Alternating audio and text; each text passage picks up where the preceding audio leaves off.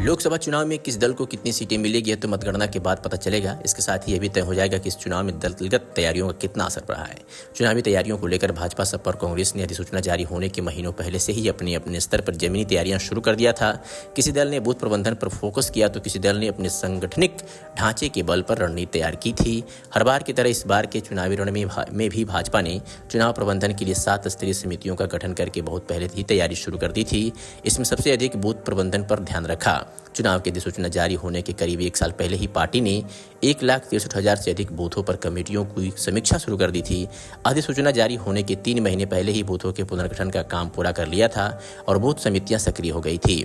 बूथों समितियों के क्रियाकलापों की निगरानी के लिए 27,000 से अधिक शक्ति केंद्र और इसकी निगरानी के लिए 1918 मंडल स्तरीय समितियां गठित की गई थी। इसके अलावा भाजपा ने हर विधानसभा और लोकसभा स्तर पर भी समितियां बनाई गई थी, जिसकी कमान जिला और प्रदेश स्तरीय नेताओं को सौंपी गई थी। इसके अलावा प्रदेश के सभी 80 लोकसभा क्षेत्रों को 20-20 क्लस्टर में बांटकर भी चुनाव की रणनीति तैयार की गई थी।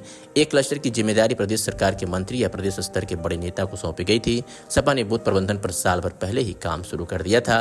अपने अनुसांगिक संगठनों को 2-2 सीटें सौंपी थी, जहां उन्हें बूथ स्तर पर वोट बढ़वाने का काम करना था।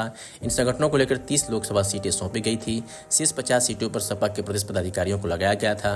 पिछले चुनाव में जिन बूथों पर सपा को कम वोट मिले थे, उनकी सूची भी इन पदाधिकारियों को सौंपी गई थी ताकि वे वोट बढ़ाने पर जोर दे सके।